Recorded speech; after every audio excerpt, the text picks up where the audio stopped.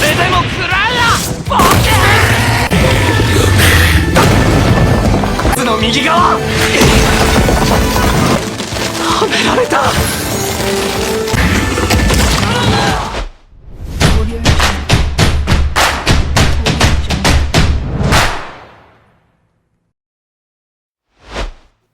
Gadis cantik yang satu ini bernama Wati. Dia adalah seorang ketua OSIS yang mempunyai banyak prestasi hingga banyak murid yang mengaguminya. Dia juga mempunyai seorang wakil bernama Udin yang tak kalah populer di sekolah tersebut. Di sisi lain ada seorang siswa bernama Cecep. Berbanding terbalik dengan mereka berdua, dia tidak memiliki kelebihan apapun dan hanya dianggap sebagai orang biasa. Pada suatu hari tanpa sengaja mereka bertiga pulang bareng. Di sini mereka mulai saling berdialog satu sama lain. Padahal sebelumnya mereka tidak pernah saling berbicara meskipun satu sekolah. Hal ini dikarenakan kasta di antara mereka bertiga jauh berbeda, bagaikan bumi dan langit. Tiba-tiba terdengar suara lonceng yang begitu keras, tapi anehnya si Cecep tidak mendengar suara lonceng tersebut. Cecep plonga-plongo tak mengerti apa yang dimaksud Udin dan Wati. Lalu tiba-tiba muncul sebuah portal mengelilingi mereka dan membawa mereka ke dunia lain.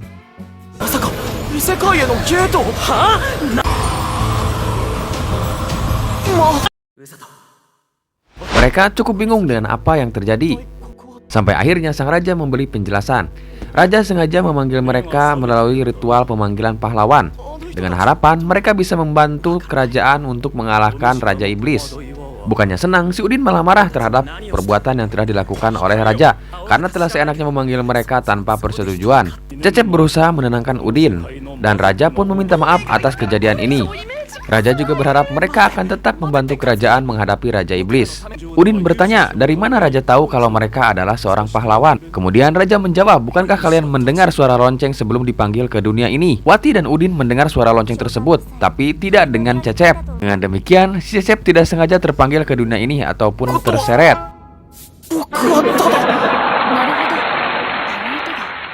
Tiba saatnya mereka dihadapkan pada bola sihir untuk mengetahui jenis ataupun tipe sihir yang mereka miliki. Yang pertama mencobanya adalah Wati. Bola pun menyala kuning keemasan. Hal ini berarti Wati memiliki kekuatan elemen petir. Kemudian giliran Udin, dan bola kristal pun bersinar putih terang. Hal ini menandakan bahwasannya si Udin memiliki elemen langka, yaitu elemen cahaya. Tiba saatnya giliran Cecep. Saat dia menyentuh bola kristal, si bola pun menyala hijau, bagaikan batu jamrud. Tapi ekspresi yang muncul pada pendeta seperti terkejut dan ketakutan melihat aura warna yang muncul pada bola kristal. Dia pun langsung membawa Cecep menemui raja. Saat raja mengetahui warna sihir dari si Cecep, raja pun sama terkejutnya dengan pendeta tersebut, dan dia pun terlihat sangat khawatir. Cecep masih bingung dengan apa arti dari warna yang muncul pada bola kristal. Apakah elemen sihir miliknya cukup membantu atau malah akan menjadi malapetaka? Tiba-tiba muncul sesosok wanita yang ditakuti oleh seisi kerajaan. Ia bertanya tentang proses pemanggilan pahlawan, apakah sudah berhasil ataupun tidak. Raja pun berkata bahwa proses pemanggilannya telah berhasil. Namun pada saat si wanita mengetahui warna elemen sihir si Cecep, dia pun tampak antusias untuk memiliki si Cecep. Raja langsung menyuruh penyihir kerajaan untuk menjauhkan si Cecep. Tapi dengan gesitnya si wanita tersebut berhasil membawa si Cecep ke base campnya.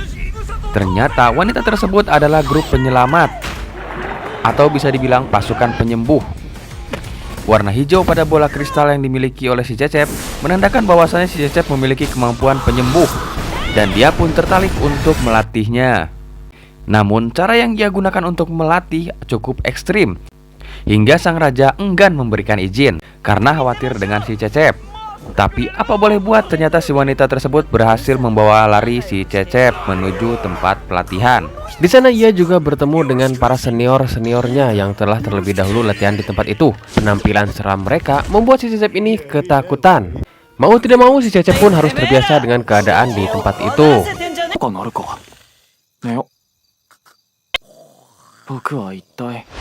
Keesokan paginya Wati dan Udin datang menjenguk karena khawatir dengan keadaan si Cecep yang dijemput paksa oleh seseorang. Si Cecep pun menjelaskan bahwasannya dia baik-baik saja, dan mulai sekarang dia akan menjalani pelatihan neraka agar bisa membantu Wati dan Udin di medan perang.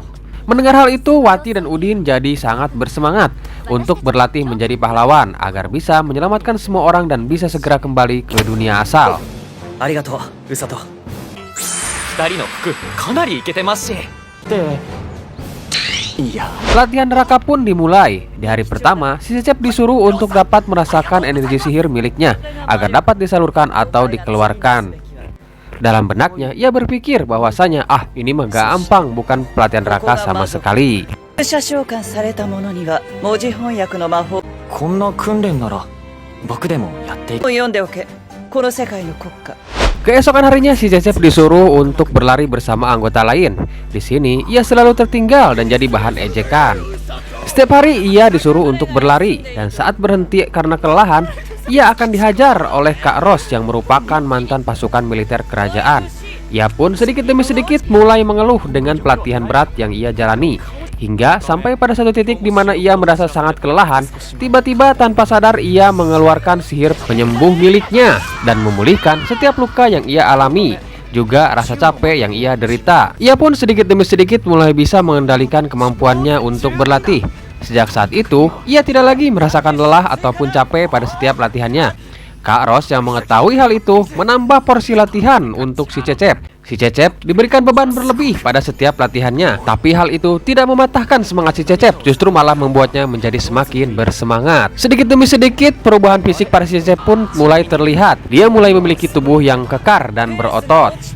Si Udin dan Wati yang melihat pelatihan keras si Cecep menjadi sangat kagum terhadap si Cecep. Berbeda dengan pelatih kerajaan, dia menentang metode pelatihan yang dilakukan oleh Kak Ros karena terlalu keras dan dapat mematahkan semangat para pahlawan. Namun tidak dianggap oleh Kak Ros dan dia beralasan bahwa dia mempunyai metode pelatihannya tersendiri. Cecep, Udin, dan Wati pun pergi mencari tempat lain untuk bercerita. Mereka pun saling bertukar cerita tentang pelatihan yang mereka alami. ああ、この先輩。訓練自体は厳しいか。勇者として戦うことになるんだから。教えてくれるウェルシーさんも。Pada suatu hari, si Cecep dibawa Kak Ros ke hutan kegelapan Linger atau sarang monster untuk menyelesaikan pelatihan bertahan hidup. Cecep akan dianggap lulus jika dia berhasil mengalahkan beruang Grand Grizzly. Sontak si Cecep langsung bergetar ketakutan karena merasa ia takkan pernah sanggup untuk mengalahkan beruang ganas tersebut. Tanpa pikir panjang, Kak Ros langsung melempar si Cecep ke tengah hutan. Si Cecep panik dan langsung mengaktifkan sihir penyembuh miliknya karena takut akan jatuh dan mati. Akhirnya Cecep berhasil mendarat dengan selamat. Tapi sialnya, ia malah langsung bertemu dengan Grand Grizzly. Dan seketika itu, ia langsung berlari karena ketakutan dan belum ada persiapan untuk mengalahkan si Grand Grizzly tersebut. Ia pun terpaksa melompat ke air terjun untuk menghindari kejaran dari Grand Grizzly.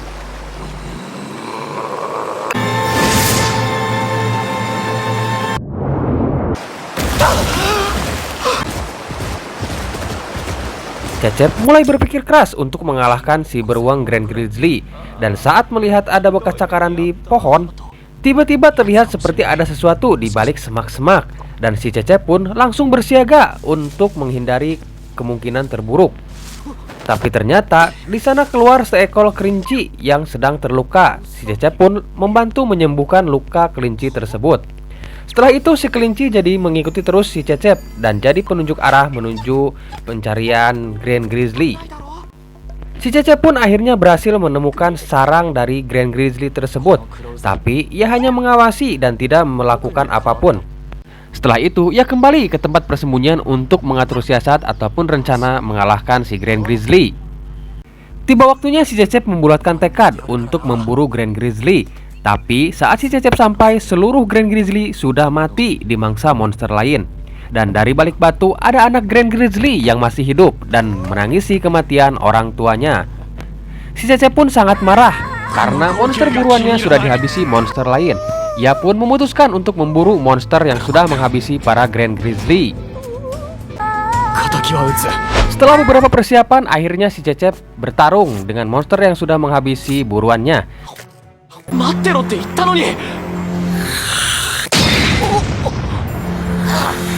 Cecep hampir mati dimangsa, tapi untung cepat menghindar. Monster ular ini ternyata sangat tangguh, bahkan berhasil menggigit lengan si Cecep.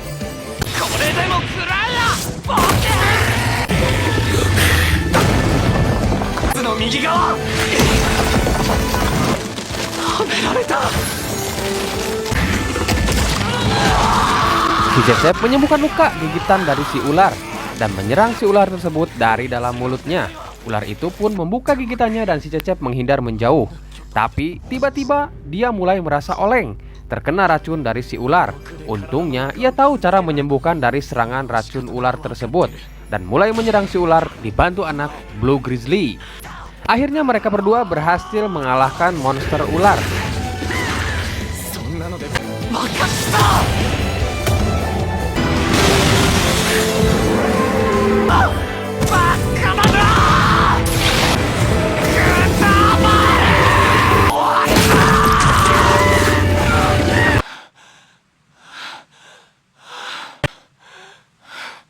Tiba-tiba saat si Cecep kehabisan energi sihir dan tidak bisa bergerak, si monster ular kembali bangkit dan hendak memangsa si Cecep. Saat merasa ia akan hampir mati, tiba-tiba Kak Ros muncul dan menyerang si monster ular dengan satu serangan sampai mati. Si Cecep pun dianggap telah berhasil dari ujian kali ini, dan Blue Grizzly menjadi teman seperjuangan si Cecep, ikut kembali ke base camp. 乗り気な感じ？いいの？今夜は眠れないと思え。もうやだ、怖いこの人。 Esokan harinya si Cecep disuruh Kak Ros untuk berlatih seperti biasa. Hanya saja kali ini ia harus berlari sambil menggendong Blue Grizzly. Hal ini dimaksudkan sebagai simulasi saat nanti si Cecep jadi unit penyelamat di medan perang dan harus menyelamatkan pasukan kerajaan yang terluka. Ditambah lagi para seniornya juga ikut menyerang si Cecep. Dengan dalih mereka berpura-pura menjadi musuh atau pasukan Raja Iblis. Si Cecep pun berlari dan terus menghindari setiap serangan hingga akhirnya ia sampai di pusat kota dan tak sengaja bertemu dengan seniornya dari regu penyelamat atau mantan pasukan penyelamat. Hasil latihan neraka Kak Ros yang menyerah karena merasa tidak kuat menjalani pelatihan tersebut. Tapi meski sudah berhenti dari pelatihan, ia masih bekerja di pusat kota sebagai penyembuh di salah satu klinik kerajaan. Setelah itu, si Cecep diajak Kak Ros untuk menemui Wati dan partinya. Si Cecep diminta untuk ikut bersama parti pahlawan Wati menuju hutan larangan Linger. Sesampainya di hutan, tiba-tiba mereka dihadang oleh sekawanan bandit. Para bandit itu meminta mereka untuk menyerahkan harta barang bawaan mereka. Bukannya takut, justru si Wati malah tampak terlihat antusias dan langsung memamerkan kemampuannya di hadapan si Cecep. Saat sedang bersenang-senang menghajar bandit, tiba-tiba datang sekawanan monster dari hutan berlari ke arah mereka. Mereka pun dibuat kaget dan belum sempat merespon apa yang terjadi karena kurang pengalaman. Tiba-tiba ada monster yang menyerang si Wati. Dan Cecep pun langsung menolongnya, tapi sialnya mereka malah terjatuh ke pedalaman hutan dan berakhir di air terjun. Cecep berusaha melindungi Wati dengan sihir penyembuhnya.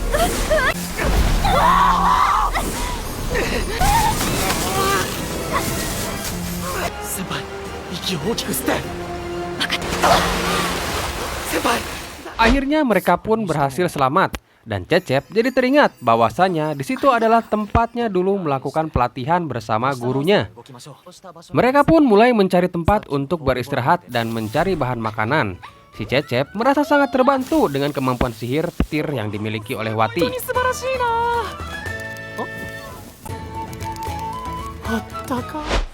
Keesokan harinya, mereka bertemu dengan Blue Grizzly dan teman partinya. Akhirnya, mereka pun kembali ke kerajaan dan melaporkan apa yang terjadi. Dari peristiwa tersebut, Raja menyimpulkan bahwasannya pasukan Raja Iblis sudah mulai bergerak dan mulai mendekati kerajaan. Raja pun memerintahkan Ros untuk menyelidiki kasus tersebut. Sesampainya di perbatasan, Ros melihat pasukan Raja Iblis yang sedang membangun sebuah jembatan menuju kerajaan mereka. Ros pun langsung melempar sebuah pohon untuk menghancurkan jembatan tersebut. Hal itu membuat pasukan Raja Iblis marah dan Ros pun langsung berlari meninggalkan tempat tersebut.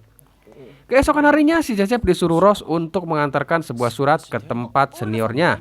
Sesampainya di sana, ia juga bertemu dengan adik dari senior tersebut yang merupakan mantan pasukan pelindung seperti kakaknya.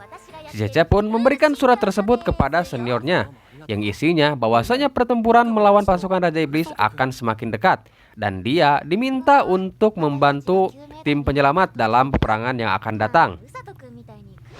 Sepulang dari sana, si Cecep tiba-tiba bertemu dengan seorang anak kecil dan dia diberikan penglihatan gambaran masa depan bahwasanya dalam perang yang akan datang para pahlawan akan terbunuh oleh kesatria hitam.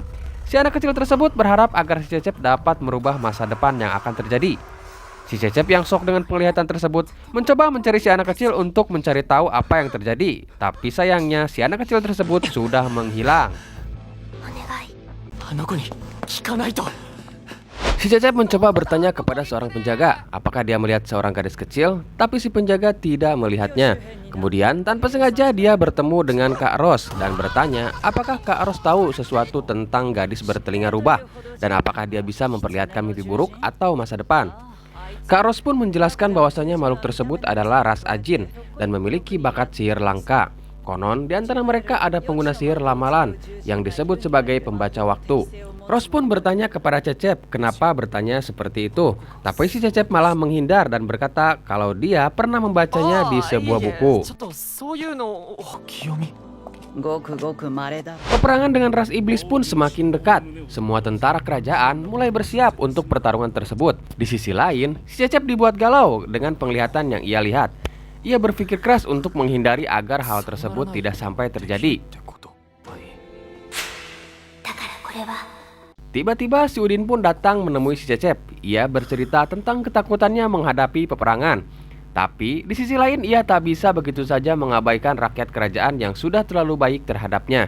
Si Cecep pun berusaha mengembalikan kepercayaan diri si Udin dan menenangkannya. Akhirnya si Udin mulai percaya diri dan kembali bersemangat.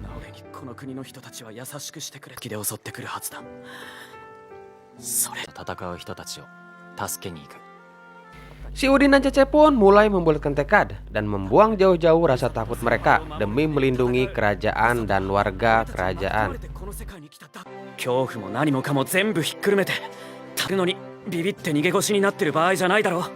Persahabatan di antara mereka pun menjadi semakin akrab.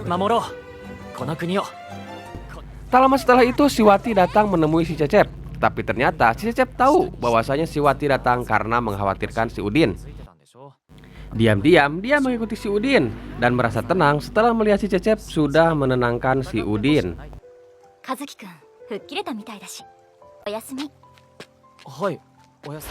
Hari yang ditunggu pun tiba. Para pasukan kerajaan mulai berkumpul di bawah pimpinan kedua pahlawan Udin dan Wati.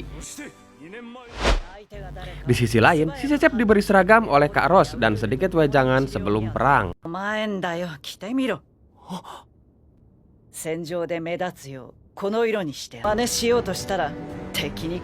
Regu penyelamat pun akhirnya berangkat. Di perjalanan, Ros kembali teringat kenangan 5 tahun lalu saat dia menjadi komandan batalion di kerajaan. Waktu itu Ros dimintai raja untuk menyelidiki pergerakan pasukan Raja Iblis di hutan Lingger bersama pasukannya. Hubungan antara Ros dan pasukannya cukup dekat, terlebih dengan wakil kaptennya yaitu Owl. Ros pun memberitahu misi ini kepada pasukannya. Owl dan pasukan lain tampak senang dengan misi tersebut. Ditambah lagi Ros akan ikut dalam misi. Hal itu menambah kepercayaan diri mereka bahwasanya takkan ada yang bisa mengalahkan mereka. Mereka sangat percaya dengan kemampuan yang dimiliki oleh Ros. Sesampainya di hutan, mereka menemukan pasukan Raja Iblis yang sedang memburu monster. Entah apa tujuan mereka melakukan hal tersebut. Saat Ros bertanya pun, mereka enggan untuk mengatakan misi mereka. Bentrokan pun tak bisa dihindari. Ros bertarung dengan komandan pasukan, sedangkan Owl dan yang lain melawan para bawahannya. Ros dan Iblis bertarung dengan sangat arogan. Iblis menggunakan sihir angin untuk melukai Ros. Tapi setiap luka yang diberikan tak berdampak karena disembuhkan oleh sihir penyembuh milik Ros. Ros pun melempar pepohonan ke arah Iblis dan si Iblis pun hanya terus menghindar dan berlari menunggu kesempatan untuk menyerang Ros. Akhirnya si Iblis berhasil mengurung Ros dengan pisau angin. Tapi dengan sihir penyembuhnya Ros mampu meloloskan diri dengan mudah. Merasa terpojok, si Iblis pun mengeluarkan senjata andalannya dan mulai menyerang Ros.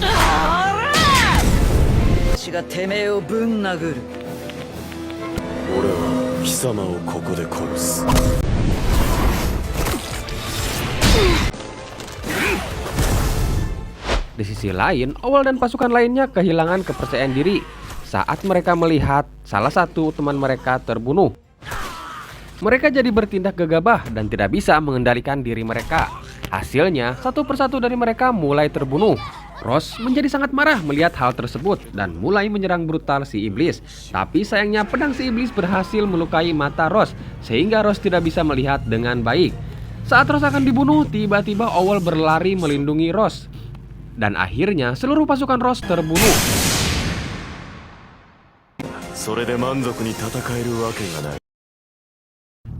Ross pun menjadi semakin menggila. Dia membabi buta menyerang si iblis. Sampai saat ia akan menghabisi si iblis, tiba-tiba ada anak buahnya yang mencoba menyelamatkan.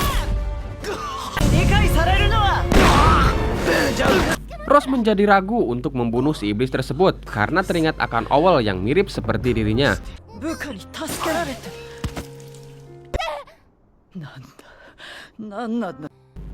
Ross pun membiarkan si iblis tersebut melarikan diri. Sejak saat itu, ia berhenti menjadi pasukan batalion kerajaan dan membentuk unit penyelamat. Itu adalah luka terdalam yang Ross alami. Bahkan, ia sampai tak menyembuhkan luka di matanya, padahal ia mampu melakukannya. Kembali ke masa sekarang, peperangan dengan ras iblis sudah dimulai. Para pasukan penyelamat mulai menyembuhkan setiap korban peperangan. Mereka berlarian ke medan perang dan membawa korban yang terluka untuk disembuhkan. Di sisi lain, si Udin dan Wati menemukan lawan yang cukup sulit untuk dihadapi. Setiap serangan yang diberikan mampu ia kembalikan.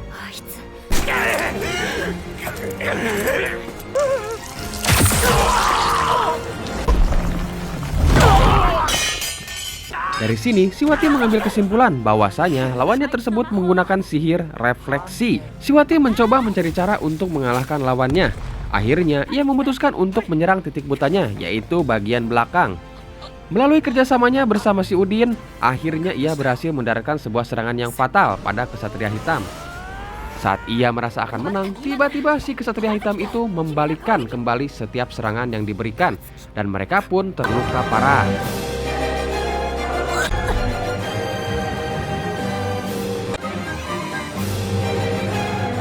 Tepat di saat mereka akan dihabisi, tiba-tiba si Cecep datang sambil mendaratkan pukulan kepada kesatria hitam. Si Cecep pun langsung bergegas membawa mereka pergi sambil menggunakan sihir penyembuh kepada Wati dan Udin. Wati yang melihat bekas pukulan si Cecep pada kesatria hitam mulai menyadari sesuatu. Bahwasanya ternyata pukulan sihir penyembuh dari si Cecep mempan terhadap kesatria hitam dan tidak dipantulkan. Wati pun langsung memberitahu si Cecep tentang situasi yang terjadi. Si Cecep pun memutuskan untuk menghadapi kesatria hitam agar tidak ada lagi orang yang menjadi korban dari kesatria hitam. Kesatria hitam pun mulai mengamuk dan semakin marah dengan si Cecep. Dia mulai menyerang si Cecep, tapi entah kenapa serangannya tidak mempan terhadap si Cecep. Dia pun dihajar habis-habisan oleh si Cecep.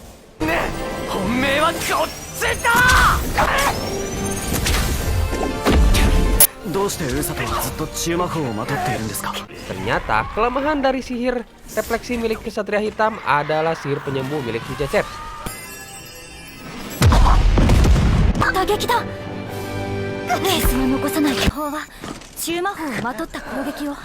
Cecep pun mulai memberikan serangan akhir atau jurus pamungkas yang diajari Ross. Seketika itu, seluruh baju jirah kesatria hitam mulai menghilang dan tampak seorang gadis iblis di balik baju jirah tersebut.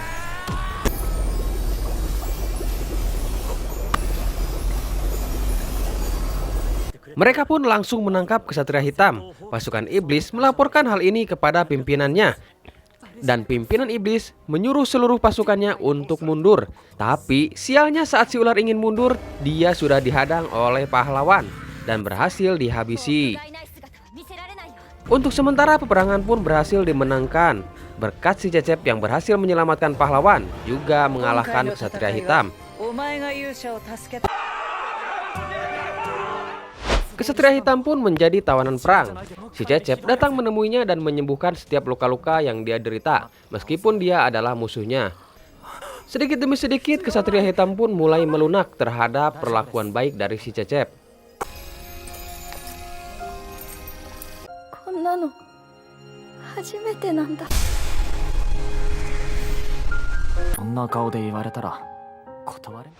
Si Cecep, Udin, dan Wati mulai kembali berlatih seperti biasa. Sementara itu, Raja memberikan sepenuhnya pengawasan Kesatria Hitam di bawah komando Ross. Dan Ross pun membawa Kesatria Hitam ke base camp untuk dijadikan anak buahnya. Tentunya, sebelumnya kekuatan sihir Kesatria Hitam ini sudah disegel dengan menggunakan suatu artefak. Kesatria Hitam pun mulai menjalani pelatihan neraka dari Ross.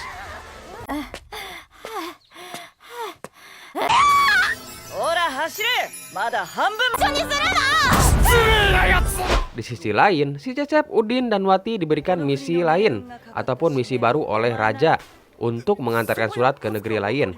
Keesokan harinya, saat sedang di pasar, tanpa sengaja si Cecep melihat si gadis rubah dan langsung menangkapnya untuk dimintai penjelasan. Si gadis rubah pun menjelaskan bahwasannya dia dari negeri binatang, datang untuk mencari seorang pengguna sihir penyembuh agar bisa menyelamatkan ibunya. Selain itu, dia juga berkata bahwasanya kemampuannya itu adalah bisa melihat masa depan. Dia pun meminta si Cecep untuk menolongnya. Si Cecep pun melaporkan hal ini kepada Ross dan Ross menyampaikannya kepada Raja. 宇崎姫は獣人に対しての厄災を予知し、そんなに大事なんですか？大事も大事。 Akhirnya Raja pun memberikan izin kepada si Cecep, Udin, dan Wati untuk singgah di negeri binatang atau Ajin sambil menjalankan tugas pengantaran surat kerajaan. Misi baru pun akhirnya terbuka. Penasaran dengan kelanjutan ceritanya? Stay terus di Urip TV untuk season kedua dari film ini. Terima kasih yang udah subscribe. See you in the next video. からもこの世界で生きていくしているんだ僕宇